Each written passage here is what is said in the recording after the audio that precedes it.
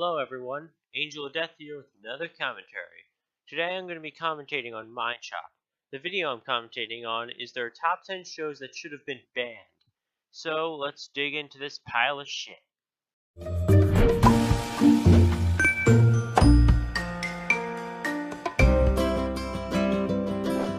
Number 10. The Flying Nun. Okay, to start off, you don't even introduce what you're talking about. You don't state any rules for this video.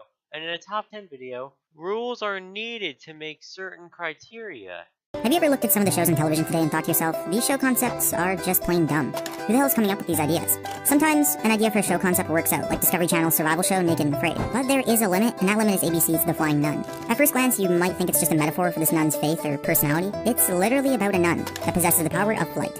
Oh, just wait, it gets even weirder.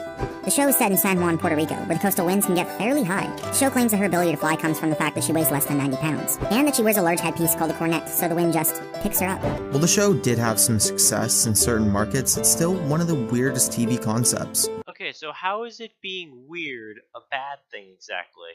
And for that reason alone, shouldn't have been aired. So just because the show's weird, that just means it shouldn't be aired? Great logic, MindChop. Number 9. Angela Anaconda.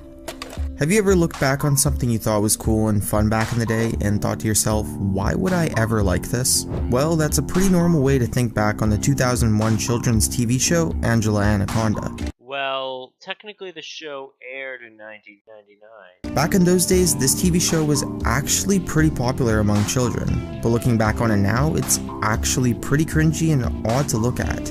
As rather than proper animation, the show's directors opted to use cutout black and white photos of real models' faces and superimpose them on top of computer-generated images. Today, with all our fancy animation, this artistic style looks just plain ugly.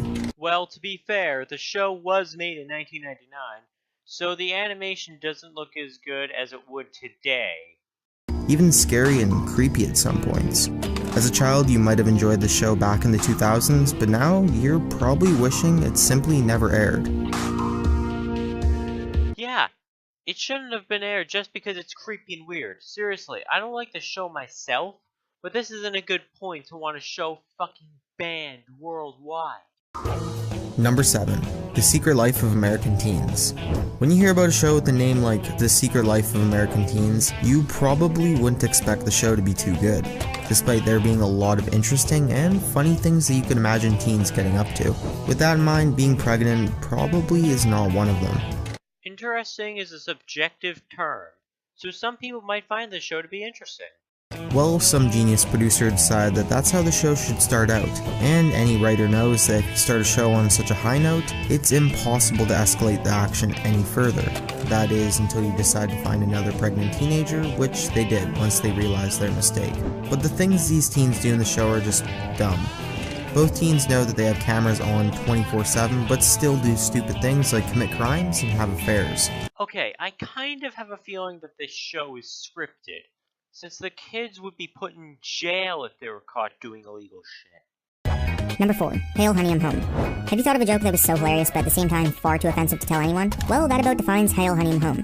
Except in this case, they decided to air it on television. Hail Honey, I'm Home was a British sitcom that aired in 1990 and featured depictions of Adolf Hitler and Eva Braun living a normal life in modern Berlin, but they lived next door to a Jewish family named the Goldensteins. The story of the series revolved around Hitler failing to get along with his Jewish neighbors, and he soon begins to plot to have them killed. Of course, the entire show was quite racist in many ways, and oh no, the show's racist. Let's ban it. Seriously though, some shows like Looney Tunes has done racist humor before. Well, yes, that was many years ago, and what was seen as appropriate back then isn't seen as appropriate now, but that's not the point. While comedy is subjective, racist humor can be okay when it's used in certain ways. Number 3. Teen Titans Go.